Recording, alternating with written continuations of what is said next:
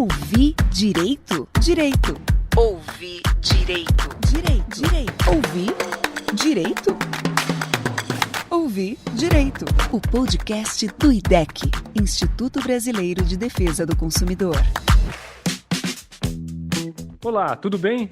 Começa agora o Ouvir Direito, o podcast do IDEC, o Instituto Brasileiro de Defesa do Consumidor, dessa vez em parceria com a Unicef, porque está começando o primeiro episódio da série A Gente Não Quer Só Comida.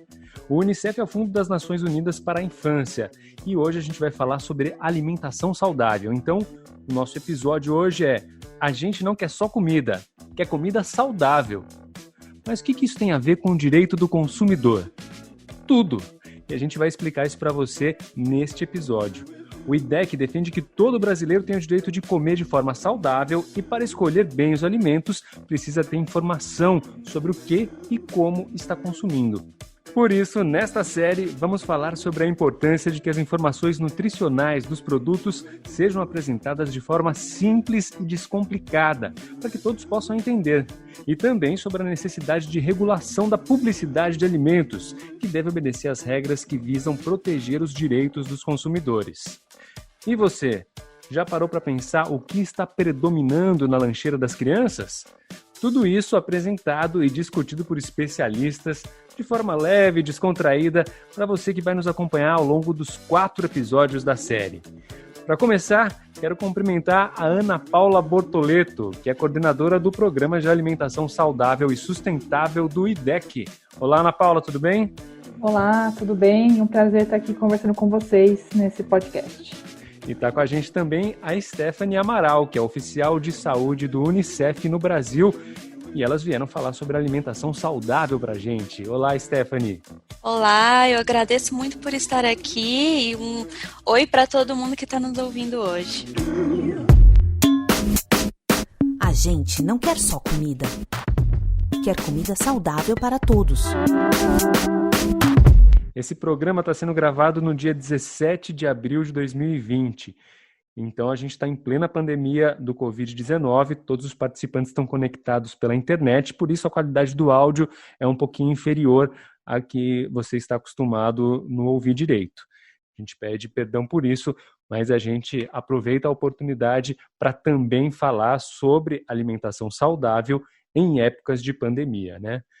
Então, para começar, eu quero perguntar, vamos começar falando com a Stephanie aqui e perguntando o que para você, o que para o Unicef é alimentação saudável, porque tem muita gente que acha que alimentação saudável é só você comer bastante vegetal, você não comer fritura, por exemplo, né? Ou então diminuir o carboidrato, aí você vai ter uma alimentação saudável. O que é alimentação saudável para você e para o Unicef? Bom, eu acho que eu vou começar falando que a alimentação saudável ela é mais do que a gente pensar somente no nutriente.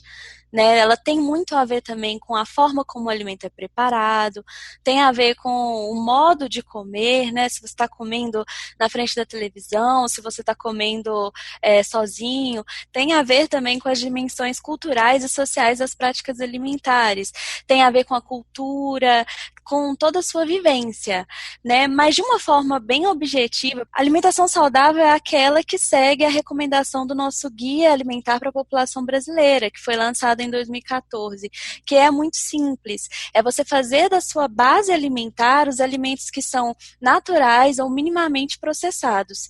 E também de evitar os alimentos ultraprocessados, que a gente vai falar um pouco mais deles ao longo desse podcast.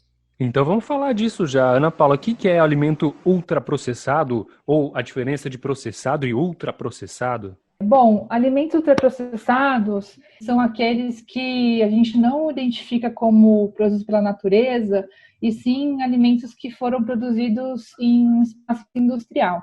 Muitas vezes eles têm a adição de substâncias que só são obtidas por meio de processamento industriais, como alguns extratos, xaropes, concentrados, e também recebem aditivos alimentares que modificam a textura e a cor desses produtos. Então, por exemplo, a gente poderia citar bolachas, macarrão instantâneo, bebida açucarada, produtos prontos para consumo congelados, como produtos típicos ultraprocessados.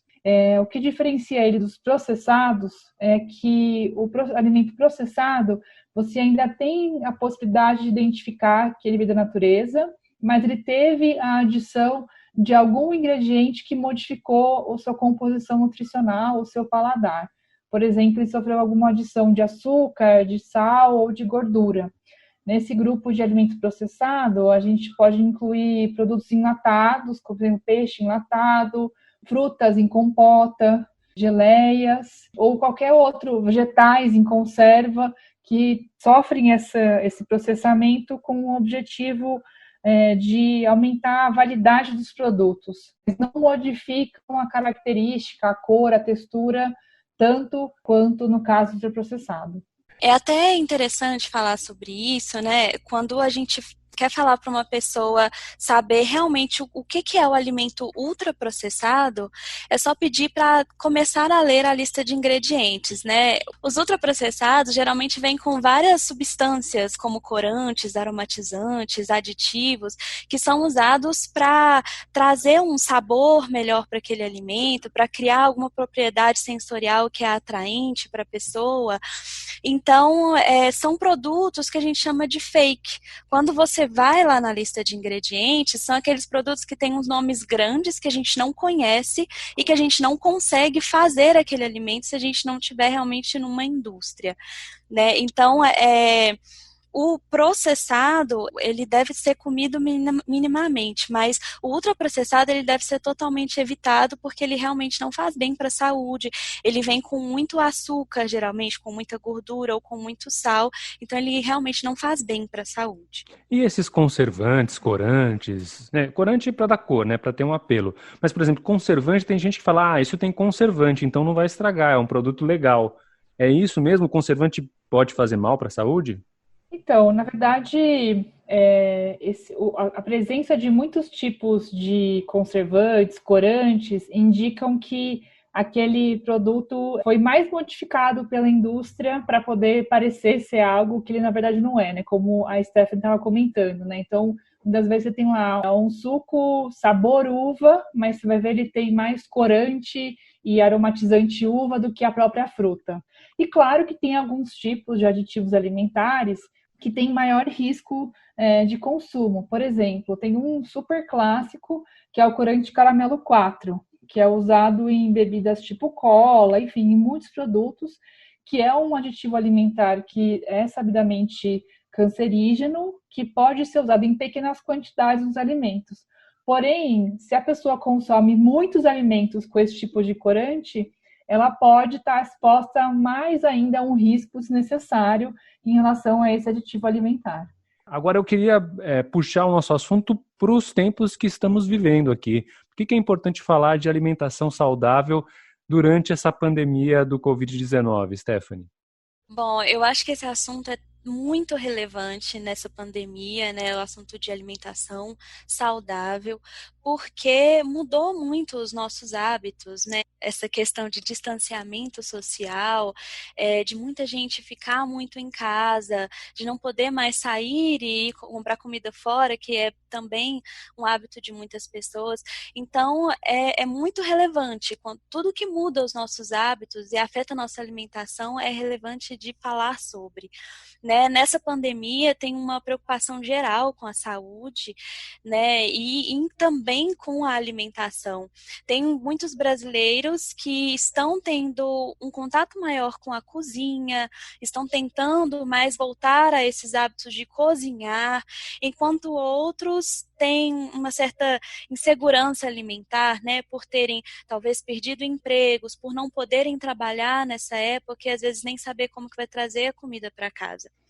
Além disso, é muito importante trazer esse assunto porque é um tempo que a gente quer se manter saudável, né, até para não ter o nosso sistema imunológico prejudicado, para a gente estar bem, passar bem pela pandemia, mas também é um momento de muita ansiedade, e a gente tem visto várias notícias sobre um aumento do consumo de álcool, aumento do consumo de doces nesse tempo, e aí fica aquela dúvida, né, como que eu vou me alimentar bem, mas ao mesmo tempo controlar a minha ansiedade, como que eu vou para a cozinha se eu ainda não sei cozinhar, se eu nunca tive que fazer isso antes.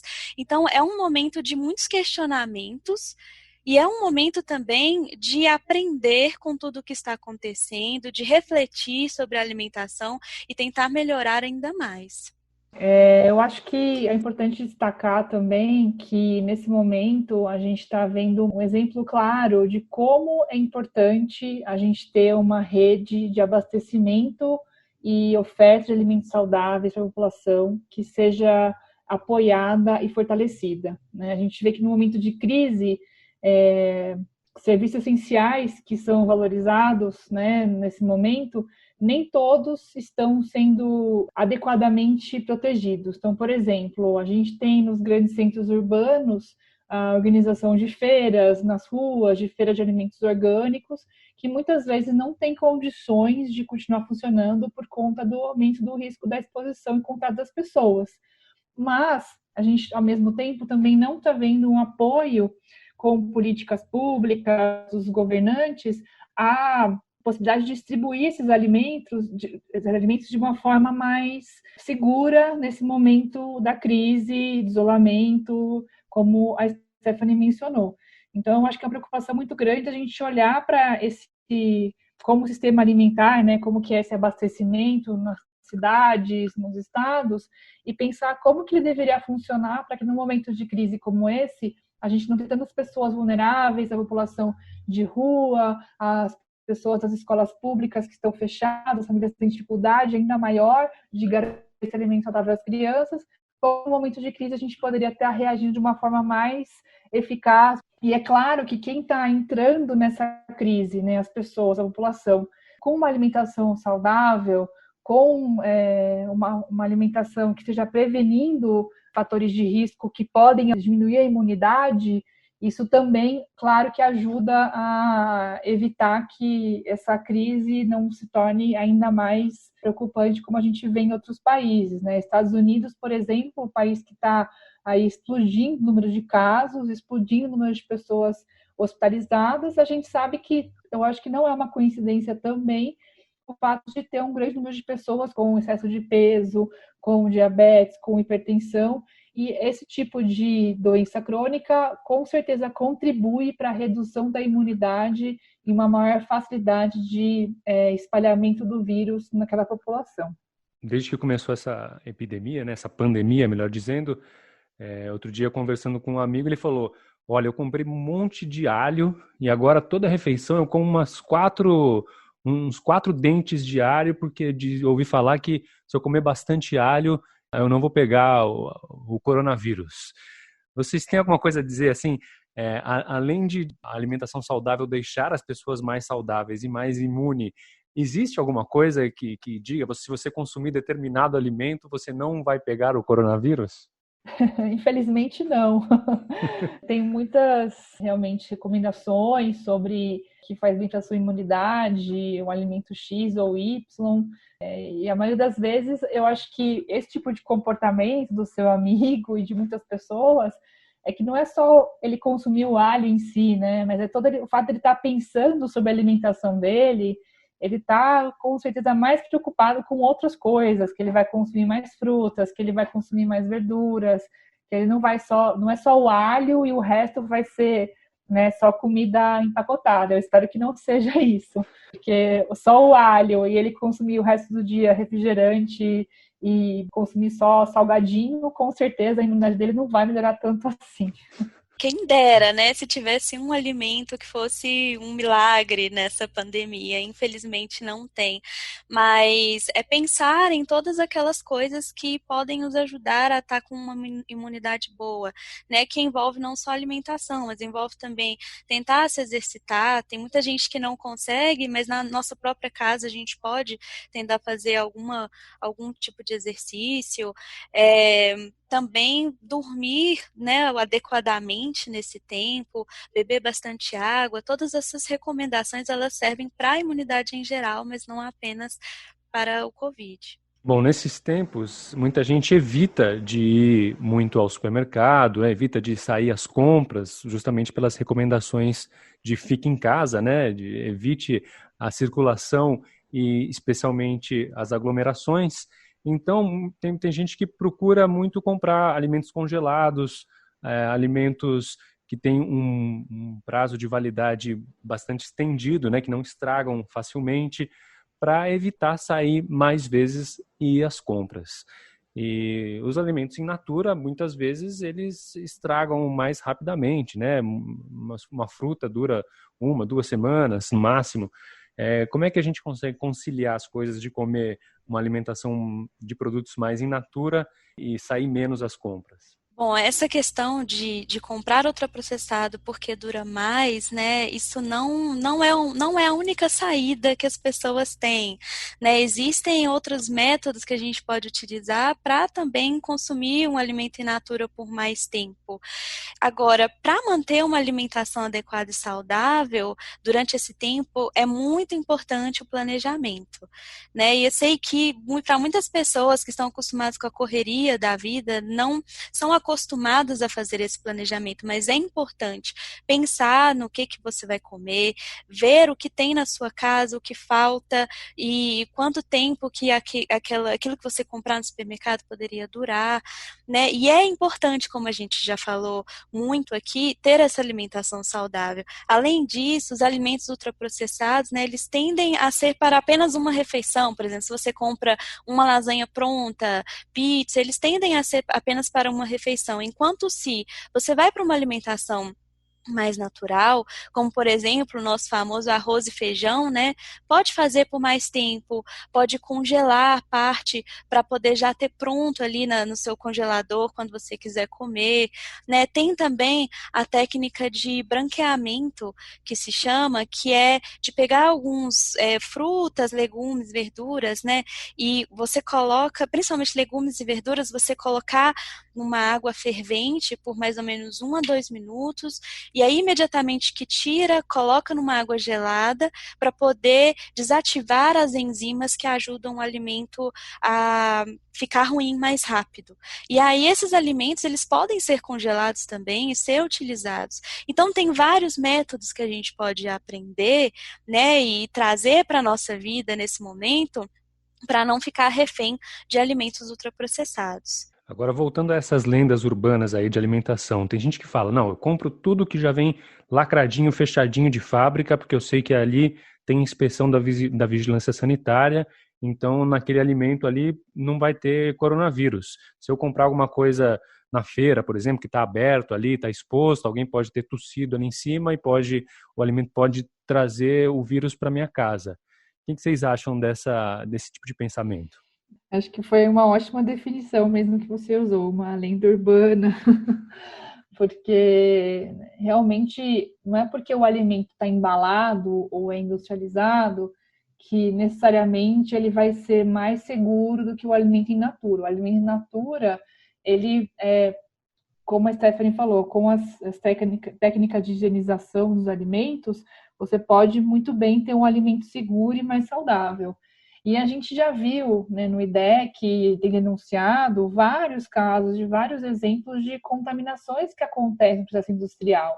Então, existe um imaginário aí de que os alimentos são sempre seguros quando estão embalados, mas, na verdade, a gente sabe que não é verdade. Tem muita contaminação aí de produtos lácteos, de bebida à base de soja, enfim, são uma infinidade de exemplos.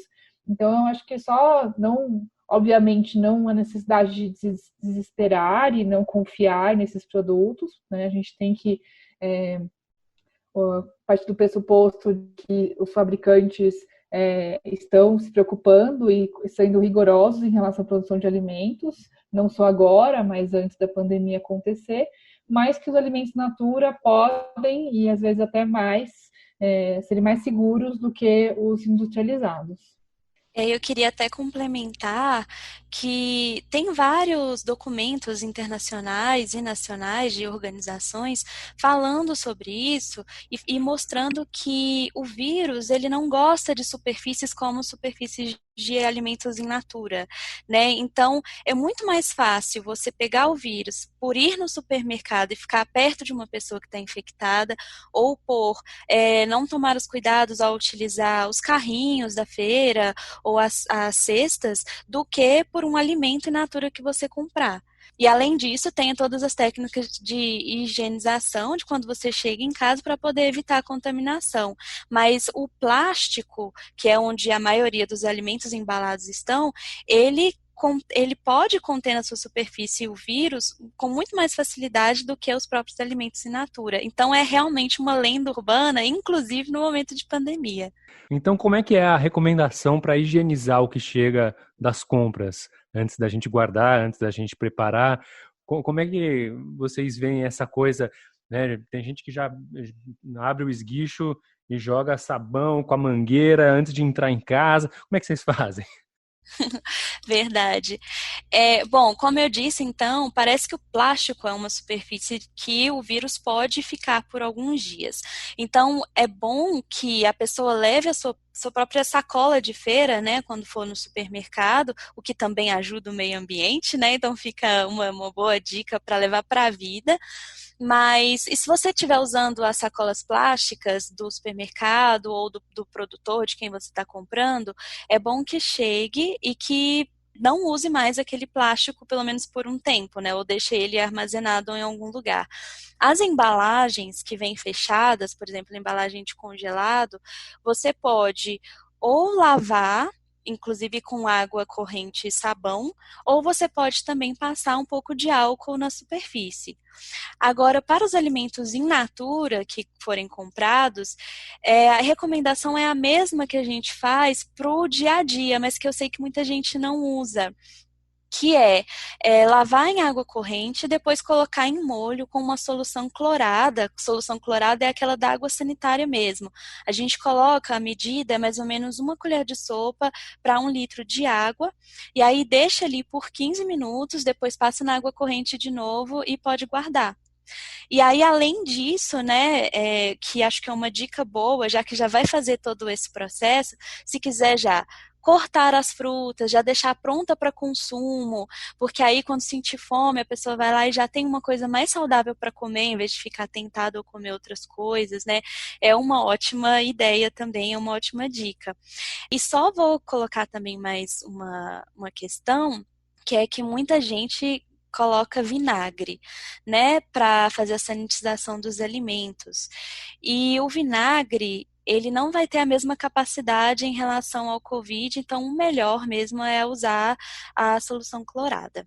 E como sempre, lave as mãos antes e depois desse processo, faça a lavagem das mãos corretamente ou use o álcool gel 70%.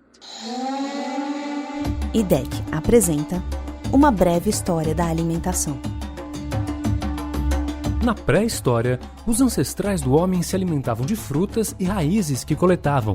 Depois começaram a caçar e pescar e em seguida passaram a cozinhar, tornando os alimentos mais seguros e saborosos.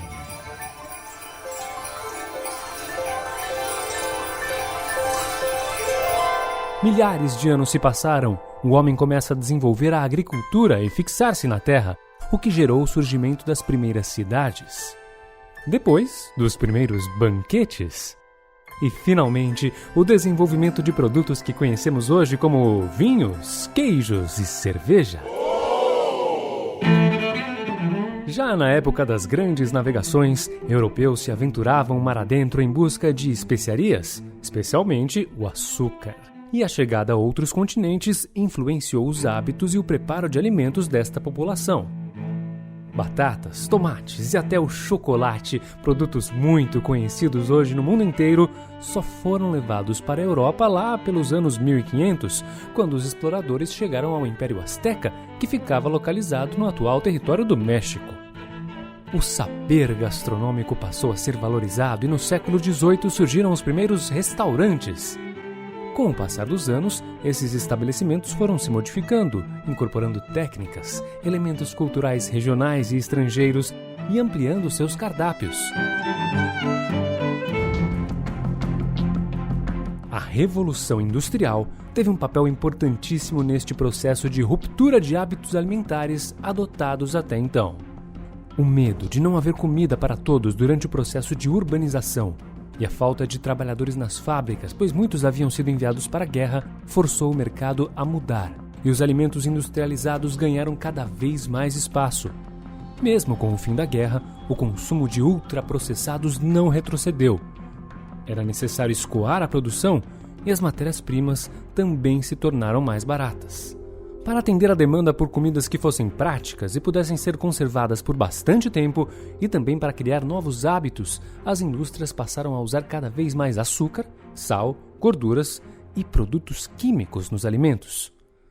Completando o pacote, altos investimentos em técnicas de publicidade fizeram o consumo de ultraprocessados explodir ao longo dos anos. E assim segue até os dias de hoje. As pessoas procuram cada vez menos frutas, verduras, carnes e até o bom arroz e feijão para consumirem alimentos que ficam prontos em 10 minutos. Ou lanches de redes de fast food que prometem trazer felicidade em algumas mordidas.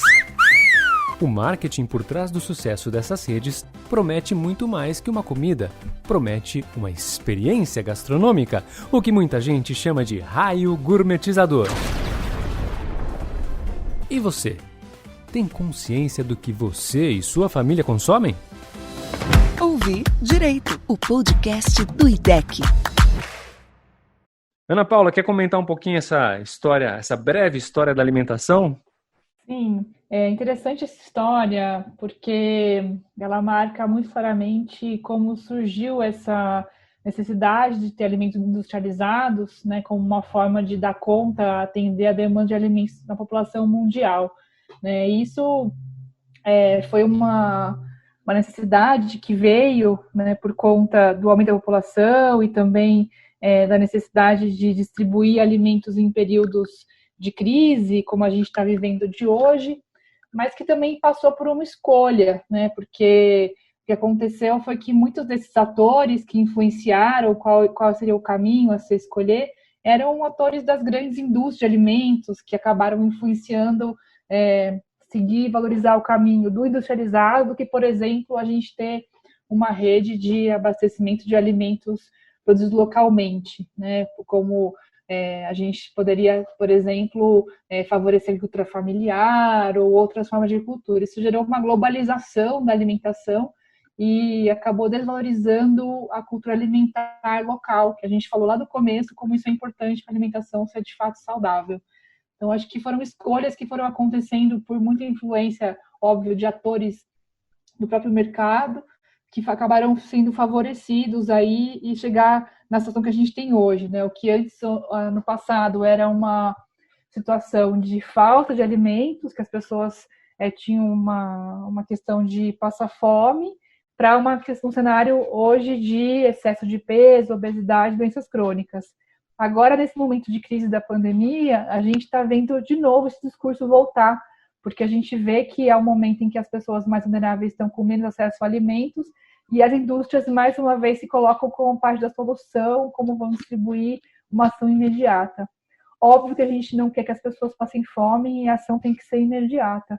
Porém, como isso vai ser favorecido pós esse período de crise é que vai determinar se a gente vai conseguir recontar aí uma história diferente do que a gente vem escutando nos últimos anos, né? Vamos ver se a gente consegue aproveitar essa crise para contar essa história de um caminho diferente. Agora, comer sempre envolveu todo um ritual, né? Porque você tem que planejar a refeição, conseguir os ingredientes, né? Na pré-história você tinha que caçar um animal ou coletar alguma fruta, depois isso foi mudando e tal, mas tem o planejamento, tem o preparo, tem o tempo para aproveitar a refeição normalmente é um ato social, né? E a vida urbana mexeu muito com todos esses rituais, né?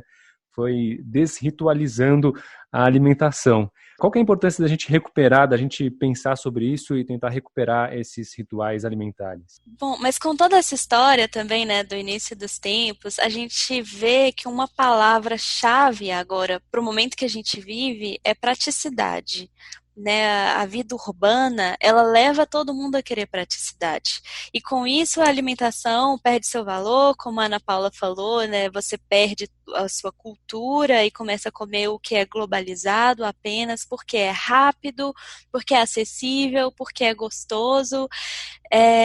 E também a indústria, ela tem essa, como a gente já falou, dos aditivos, traz um gosto que ele não só é agradável ao paladar, como também ele é viciante. As crianças vão consumindo esse tipo de alimento cada vez mais cedo, se acostumam com esse tipo de paladar, então fica cada vez mais difícil para elas voltarem a ter uma alimentação mais saudável, porque elas não cresceram se alimentando de forma saudável.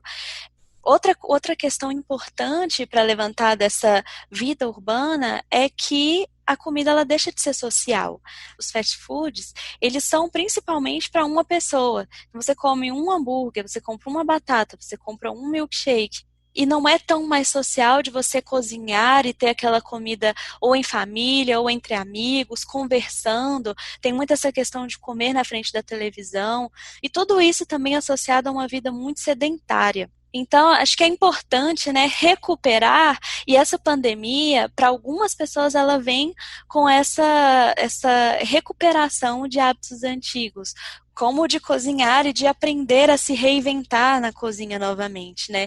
Mas acho que é muito importante a gente pensar também em ter uma rotina alimentar, em fazer as principais refeições do dia de forma adequada, de sentar ali, tentar compartilhar aquele momento com alguém, ou se estiver sozinho, aproveitar aquele momento, aproveitar aquele alimento, em vez de estar compartilhando o alimento com a televisão ou com outras telas em que você nem está prestando atenção no que está comendo. A alimentação saudável ela não é só sobre a nutrição daquele alimento, mas ele é também vinculado a todas essas questões. Então, além da questão nutricional do alimento, o Guia Alimentar para a População Brasileira fala muito também sobre comer de forma regular, comer devagar, comer com atenção, né? E isso não está ligado somente a uma consciência maior daquele momento de alimentação, como também está aliado a várias questões hormonais e digestivas dentro do nosso corpo. Quero aproveitar para voltar um pouquinho naquela questão de onde comprar os alimentos, né? Onde buscar a sua alimentação mais saudável. E, inclusive, puxar um pouquinho para a temática da pandemia, porque tem muitos estabelecimentos que são muito mais sensíveis à crise, né? Muito mais sensíveis à falta de clientes nesse primeiro momento de restrição de circulação. Tem um guia, né, de lugares indicados para comprar esse tipo de alimento, né, Ana Paula? Existem várias iniciativas circulando, algumas mais locais, outras nacionais, para poder divulgar onde encontrar alimentos saudáveis, que a gente está chamando de comida de verdade, nesse momento da pandemia. Porque, como a gente estava falando, muitas feiras, muitos agricultores que já tinham uma forma de escoar os seus produtos tiveram que se reinventar, que não tinham delivery, que não tinham como vender por WhatsApp, ou então combinar um ponto de entrega, ou então fazer uma cesta e vender a cesta. Então, isso gerou uma grande mobilização de vários atores, associações de produtores familiares, por exemplo, e nós do IDEC resolvemos contribuir para essa iniciativa de ligar os consumidores às iniciativas de produção de alimentos saudáveis. Então, a gente fez uma página no nosso site feirasorgânicas.org.br/comida de verdade. E lá a gente está colocando uma lista que é colaborativa sobre informações por cidade de locais que estão fazendo delivery ou que estão fazendo cesta de alimentos ou que querem combinar alguma entrega de produtos que são ou da agricultura familiar, ou orgânicos, ou agroecológicos. Nisso tem mais uma lenda urbana envolvida aí. Tem gente que fala, eu não posso comprar orgânico agora nessa época de pandemia, porque eu sei que o alimento que teve agrotóxico, o agrotóxico pode matar o vírus. É uma lenda, né? É. Sim, é uma lenda. Agrotóxico não mata vírus, pelo contrário, ele faz mal à saúde das pessoas, né? Então, se você puder preferir consumir alimentos orgânicos, você vai contribuir para proteger a sua imunidade. O IBGE divulgou no início deste ano novos dados da pesquisa de orçamentos familiares, referente ao período 2017-2018. O estudo apresenta informações sobre o perfil das despesas das famílias brasileiras e chama atenção para o fato de que o arroz e o feijão, por exemplo, estão perdendo lugar na dieta dos brasileiros para refeições prontas. Para comentar essa pesquisa, a gente tem a participação da Renata Levi, do Núcleo de Pesquisa Epidemiológicas em Nutrição da USP. Vamos ouvir aqui a mensagem enviada pela Renata. Olá a todos. Alguns pontos bem interessantes que essa pesquisa nos trouxe que vale a pena destacar. O Brasil ainda é um país que consome mais de metade das suas calorias de alimentos mesmo, né? Ou seja, de alimentos in natura ou minimamente processado e alguns ingredientes culinários, o que nos faz imaginar que o Brasil ainda é um país que prepara os seus alimentos em casa, que se cozinha e com isso que se valoriza a cozinha, a cultura alimentar. Outro ponto que eu acho que vale a pena destacar é que na região norte e nordeste, nas famílias de menor renda e nos domicílios rurais, a participação desses alimentos in natura e minimamente processados e ingredientes culinários chega a 75% das calorias ingeridas por essas famílias. Agora, por outro lado, a pesquisa também traz que nas regiões sul e sudeste, por exemplo, e nas famílias de maior renda, embora ainda seja predominante os alimentos in natura e minimamente processados, os alimentos ultraprocessados ganham espaço e já representam 20% das calorias ingeridas nesses domicílios. Agora, quando olhamos a tendência do consumo do brasileiro acessando as 3 pesquisas, né, apesar de ainda termos a predominância desses alimentos minimamente processados e in natura em 2017, a gente observa que esse grupo de alimentos perde espaço e que os alimentos processados, e principalmente os ultraprocessados, vão tomando esses espaços. Esses alimentos no período subiram de 12% em 2002, 2003, e chegaram a 18,4% agora em 2017. Mas apesar da participação desses alimentos ultraprocessados ter aumentado ao longo dessas 3 pesquisas, 2002, 2003, 2008, 2009 e agora 2017 e 2018, observa-se uma desaceleração desse crescimento em todos os estratos estudados, meio urbano, rural, em todas as faixas de renda e no país como um todo. Isso nos indica, ou nos faz acreditar que os resultados das políticas implementadas no período mais recente, com destaque das ações baseadas no Guia Alimentar da População Brasileira, que tem como regra de ouro, prefira sempre os alimentos in natura e minimamente processados aos alimentos ultraprocessados, estão de alguma forma surtindo efeito e deveriam ser intensificadas. Eu acredito que se agregarmos a essa política algumas novas ações, como a melhoria da rotulagem frontal dos alimentos, a regulamentação de publicidade infantil, principalmente para esses alimentos ultraprocessados, ou mesmo a taxação desses alimentos, poderiam contribuir para que ocorresse, ao invés dessa desaceleração, a estagnação do crescimento desse grupo de alimentos, ou quem sabe ainda, sua redução.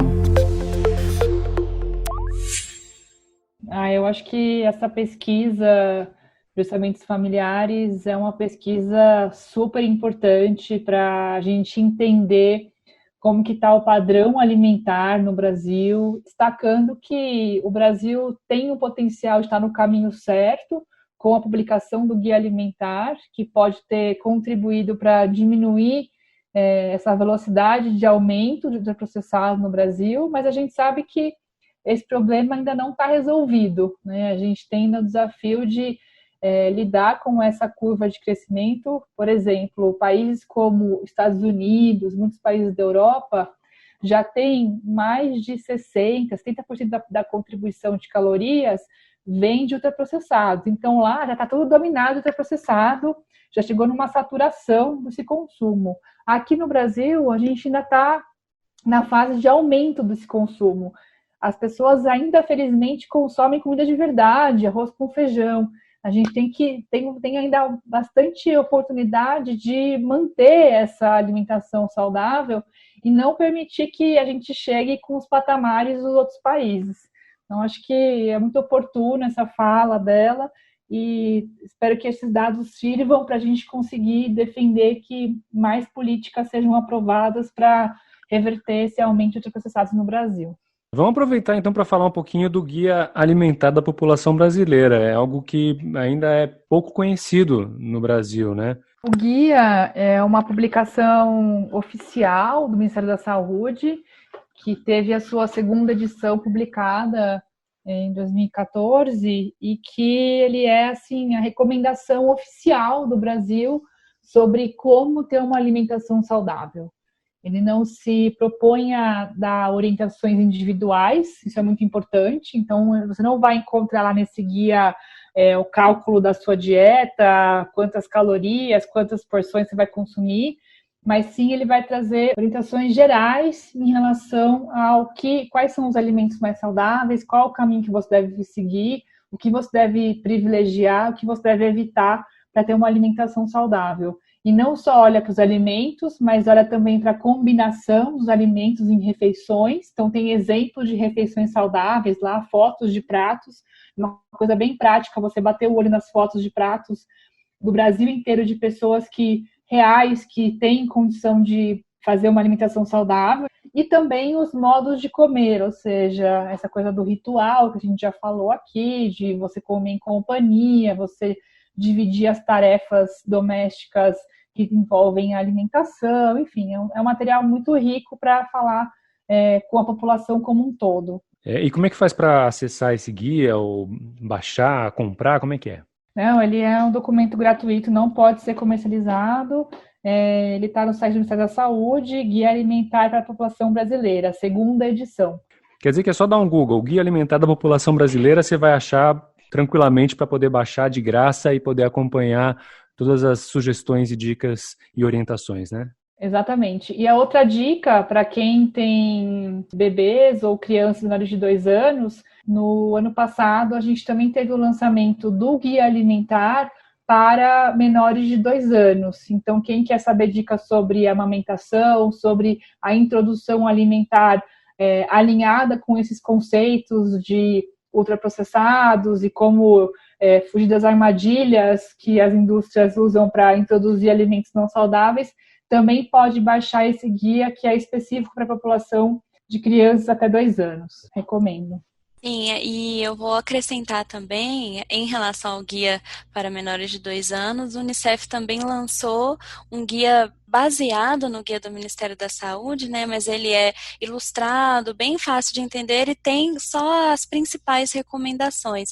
Então, para quem quiser também dar uma olhada, acho que ajuda muito a ter aquelas informações mais rápidas em mão, e aí com certeza o guia ele vem com uma informação muito mais detalhada, muito mais rica, em que as pessoas podem tirar suas dúvidas também.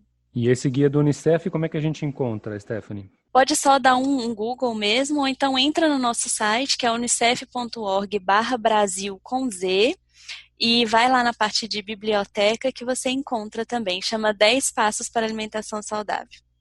Legal, então tá aí 2 manuais bacanas para você basear as suas escolhas alimentares, Guia Alimentar da População Brasileira e 10 Passos para Alimentação Saudável. Agora, comer saudável é mais caro? É necessariamente mais caro?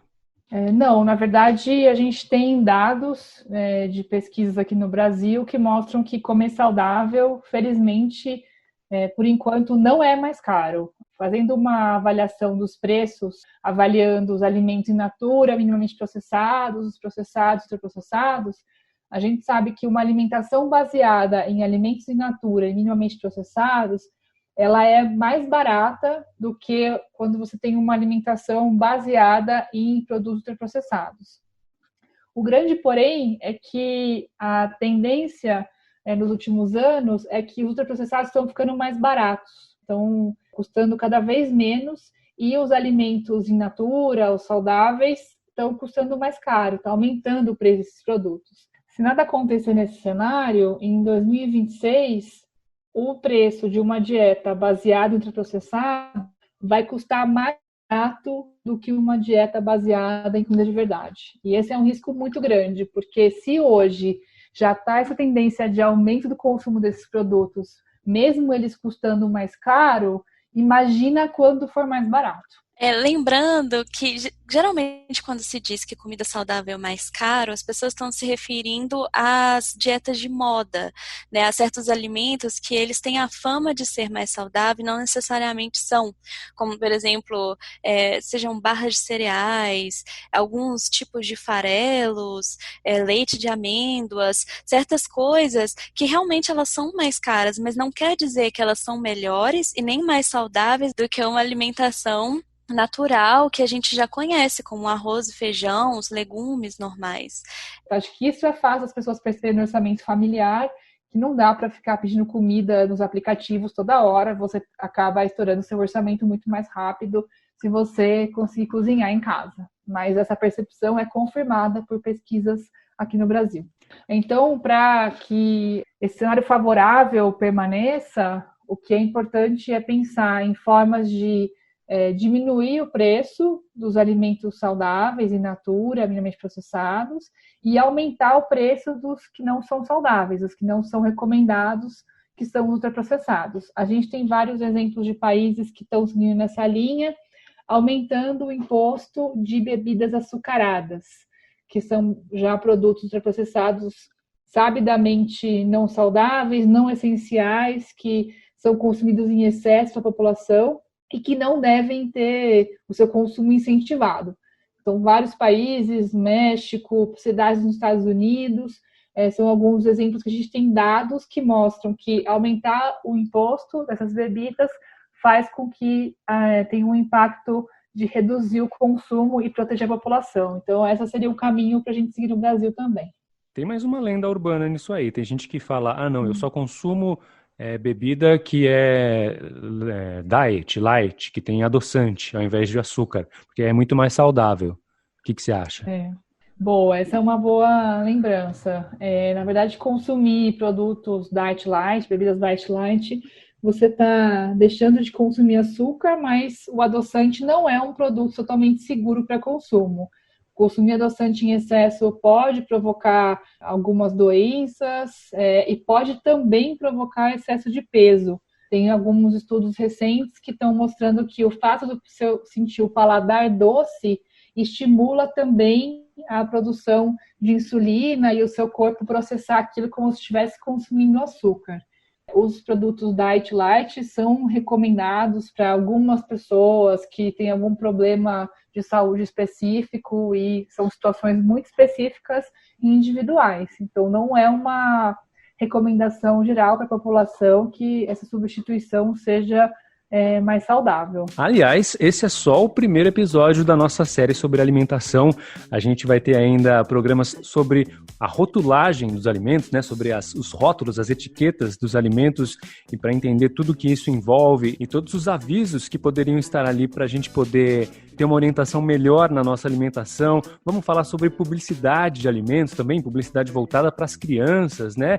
E sobre merenda também, sobre o que as crianças comem nas escolas, quando as aulas voltarem, obviamente, quando a gente passar essa fase da pandemia, as crianças voltam para a escola e voltam a se alimentar com a merenda e com os alimentos que estão disponíveis nas cantinas, né? Muitas podem levar os seus próprios lanches. Vamos falar sobre tudo isso ao longo da nossa série A Gente Não Quer Só Comida, aqui no Ouvir Direito. A gente está chegando no final já, então quero agradecer a Ana Paula Bortoleto, coordenadora do Programa de Alimentação Saudável e Sustentável do IDEC. Aproveita, faz um convite para o pessoal se tornar sócio do IDEC aí, Ana Paula. Muito obrigada pela entrevista, foi um prazer participar. E deixo aqui o meu convite para todos e todas que estão nos ouvindo a se associar ao IDEC para poder receber muito mais informações de conteúdo e apoiar o nosso trabalho para avançar com as políticas públicas que protegem a população em relação à alimentação saudável. Stephanie Amaral, oficial de saúde do Unicef Brasil. O Unicef é o Fundo das Nações Unidas para a Infância. Muito obrigado pela sua participação também. Eu que agradeço por estar aqui, agradeço muito o IDEC, que tem sido nosso grande parceiro nessa luta para promover uma alimentação saudável, né, e prevenir esse consumo de ultraprocessados. E gostaria também de deixar o convite para o pessoal que está ouvindo, para ir lá no site do Unicef Brasil, para nos seguir nas redes sociais. A gente sempre tenta trazer muita informação, tem muitos documentos interessantes também, principalmente, né, voltados para crianças e adolescentes, e também voltado para alimentação no nosso site. Então, segue a gente lá. Bacana. O IDEC, para quem não conhece muito bem ainda, é o Instituto Brasileiro de Defesa do Consumidor, uma organização sem fins lucrativos pioneira na defesa dos direitos de consumo no Brasil. O IDEC é independente de governos, empresas e partidos políticos e atua para preservar e garantir os direitos, buscando alternativas para a prevenção e resolução de conflitos de consumo. Além da pressão política e do trabalho jurídico, pautando políticas públicas, o Instituto oferece documentos para a resolução de problemas que já ajudaram muitos consumidores a terem seus direitos reconhecidos. Para saber mais, acesse idec.org.br. Fique ligado no nosso podcast, né? Tem vários episódios disponíveis. E já aproveito também para convidar, como a Ana Paula disse, quem não é associado para fazer parte e fortalecer a luta pelos direitos dos consumidores. Ana Paula Bortoleto e Stephanie Amaral, muito obrigado pela participação aqui no nosso Ouvir Direito. Eu sou Regis Salvarani e a gente se encontra nas próximas edições e nos próximos episódios dessa série sobre alimentação, porque a gente não quer só comida, quer comida saudável para todos. Valeu, até mais. Esse podcast teve também a produção da Daíse Porto e da Ellen Freitas.